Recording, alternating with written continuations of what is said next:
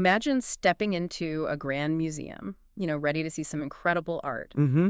But then whole winds are just closed off. Vaults packed with masterpieces, totally hidden. It's a huge issue. Why? It's damage.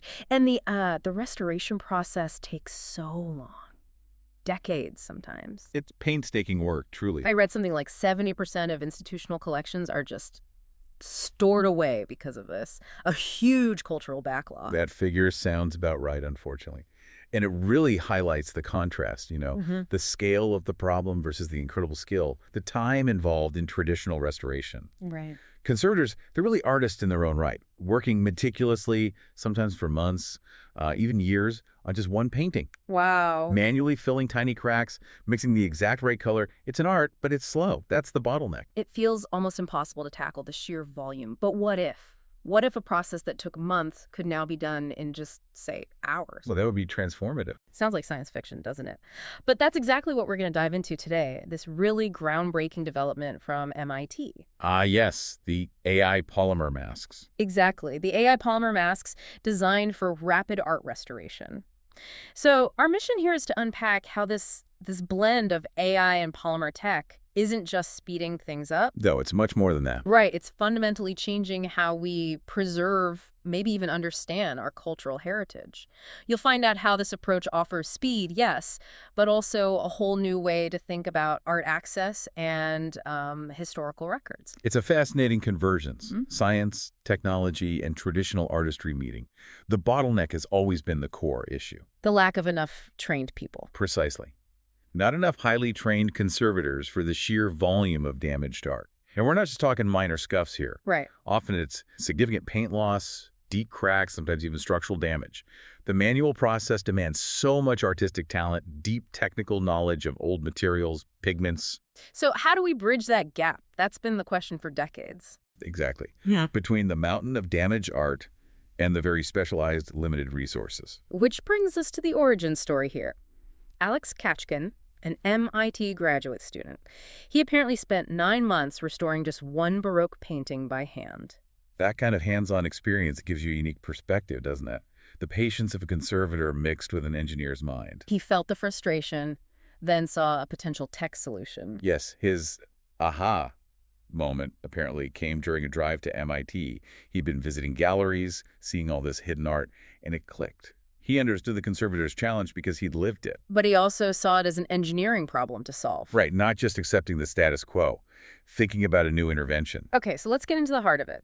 These AI polymer masks, what are they exactly? How do they work? Because this sounds genuinely transformative. It really is something. Katchin's method, it involves printing a transparent mask. Think of it like a very sophisticated film. Okay. And this mask contains thousands, maybe tens of thousands, of tiny regions, each precisely color matched. Wow. Not just patches, then. No, far more precise. They're designed to be applied right onto the artwork. But here's the crucial part, the game changer for conservation. Unlike traditional methods where you're actually adding new paint or filler to the original. Which permanently changes it. Exactly. These polymer masks are completely reversible. Reversible. Okay, that sounds critical. It's paramount. Yep. They can be removed whenever needed without damaging the original painting underneath. So you maintain the integrity of the original work for the future. That's always the goal in conservation, right? Always. Non-negotiable. You ensure the original piece remains intact, and future conservators can apply new techniques or just study the original state. But there's another huge benefit. What's that? The digital record. Because there's a detailed digital file of exactly what mask was applied, conservators, maybe 100 years from now, they'll know precisely what was done, which areas were masked, what colors were used. That level of documentation, that transparency, it's never been possible before. That's amazing. It's like an immutable history of the restoration itself. Huge for scholarship, not just future repairs. Absolutely. Okay, so walk us through the actual process. Step by step, you have a damaged painting. What happens next? Right. Well, it starts conventionally enough. You clean the painting traditionally, remove old varnish, any grime, previous attempts at restoration perhaps, get it stable and clean. I like your procedure. Then the clean painting is scanned meticulously, high resolution. And that's where the AI comes in. Okay, the AI part. Now, let's be clear here. When we say AI, we're not talking about, like, stable diffusion just making up the missing bit. Good question. Very important distinction. Because that raises all sorts of questions about, authenticity. Is the AI just inventing? Right. And Katchkin was very clear about this. He specifically avoided using those kinds of generalized generative AI models, things like Stable Diffusion or certain GAN applications, because they can introduce what he calls spatial distortion. Tiny misalignments that would prevent the mask from lining up perfectly, pixel for pixel, with the original damage. You need absolute precision for the mask to work. Exactly. Critical for historical artifacts. Okay, that makes sense. So if it's not that kind of generative AI, what is it using? What kind of computer vision? He used more targeted computer vision techniques. Some have been explored before in conservation research, actually, but never applied physically like this, reversibly. Interesting. So, for simple things like thin cracks, it uses something called cross-applied colorization. The AI smartly looked at the colors around the crack and extends those patterns into the gap, predicting the most likely continuation. Okay. For slightly more complex but still predictable textures, it uses local partial convolution, very effective at filling in repeating patterns. And what about really complex areas, like a face or intricate details? Right, areas where it's much harder for an algorithm to predict accurately and maintain the artist's original style and intent. For those, Katchkin still relied on traditional methods. Human expertise. Yes. Transposing features from other authenticated works by the same artist, for example. Human judgment and artistic skill remain central for those critical parts. Okay, so the AI analyzes the scan, creates this sort of virtual restoration, predicting damaged areas based on surroundings, but with human oversight, especially for complex bits. That's a good summary. And you said digital restoration itself isn't brand new. Museums do that sometimes. Correct. For documentation or study purposes. So the real leap, the innovation, is going from that digital file To the physical, removable intervention. That's the core breakthrough. How does that happen, from pixels to polymers? Custom software, which Katchkin has actually shared online, maps every single tiny region needing repair. It figures out the exact color needed for each spot, tens of thousands of points, each with a specific color value. Incredible granularity. Then that software translates all this data into the design for a two-layer polymer mask. 2 layers, why 2? Good question. One layer provides the actual color, precisely matched. But there's a white backing layer underneath it. Okay. That white layer ensures the colors look right on the painting surface. It prevents the underlying damaged paint colors from sort of bleeding through or distorting the mask's color. Ensures true color reproduction. Exactly. The 2 layers have to align perfectly. Then, these mask layers are printed using very high-fidelity inkjet printers. Think advanced graphic design or photo printing tech. Okay, so they print this precise 2-layer film.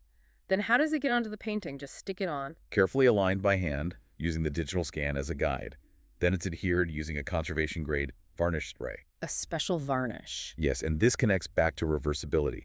The polymers and the varnish are specifically chosen because they dissolve easily and harmlessly in standard solvents that conservators already use. So 50 years later, someone can safely remove it. Exactly. No harm to the original artwork. Plus, museums can store the digital files, the complete record of the restoration, a detailed, verifiable trail. It really is like a transparent, removable, perfectly documented Band-Aid for a masterpiece, giving art a new lease on life. That's a great way to put it. And the speed. You mentioned hours instead of months. What are we really talking about? Give us an example. Okay. The test case Katchkin used is pretty stunning. A 15th century oil painting. Not a simple job. It needed repairs in over 5,600 separate regions. Wow. And the AI model had to generate over 57,000 different colors to match the original precisely. That's complex. So how long did it take? The entire process, scanning, AI analysis, printing application, reportedly took just 3.5 hours. 3.5 hours for that level of complexity. Barf. A 15th century painting. Hey, 3.5 hours. It's astounding. A massive leap in efficiency. It really is. He calculated it's about 36 times faster than traditional hand painting would be for a piece like that. 66 times faster. It just highlights the potential of augmenting human skill with computation and material science. Absolutely. So it seems clear this technology isn't about replacing the human conservator. Not at all. It profoundly augments their ability. Lets them tackle that huge backlog, maybe focus their unique expertise where it's most needed, the really complex interpretation. Precisely. And Katchkin himself emphasizes this. Human judgment is still vital. Conservators guide the ethical decisions. How much intervention is right? Do the digital predictions truly capture the artist's intent? Right, the should we questions. Exactly. He mentioned that applying this responsibly needs careful thought about the ethics at every step, ensuring it aligns with conservation principles. And currently, it works best for paintings with lots of small damage areas. Not huge missing sections? Probably not ideal for those which might need a more interpretive human-led approach.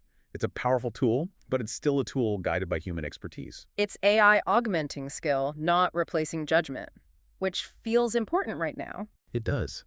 Especially refreshing to see computer vision used this way. Definitely. It's about helping us unlock more of our shared artistic heritage, isn't it? Getting hidden treasures seen. Exactly. Empowering conservators to do more, faster, and with better documentation than ever. Okay, so let's quickly recap the key takeaways from this deep dive. First, the speed. Dramatically faster, months or years, down to hours. That 15th century painting in 3.5 hours is just wow. A huge difference. Second, crucial point, reversibility. These masks come off cleanly, protecting the original artwork's integrity. Absolutely fundamental. And third, that precise digital record, an invaluable tool for future conservators and scholars offering unprecedented transparency. Those are the core innovations, yes. Yeah. And they connect to the bigger picture. This isn't just a cool tech achievement. Right. It's about accessibility, making our shared cultural heritage available. Think of potentially millions more artworks moving out of storage into the light. It shows AI as an augmentation tool, a powerful one, not a replacement.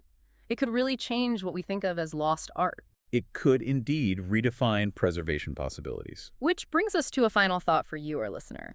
As we look at this potential for rapid, documented, reversible restoration, how might this technology change how we even think about authenticity in art? A deep question. Or how might it reshape the role of the human conservator in this digital age? And what new ethical questions pop up when we blend sophisticated AI with the very delicate, very human task of preserving history? It's definitely a conversation that's just getting started. Food for thought.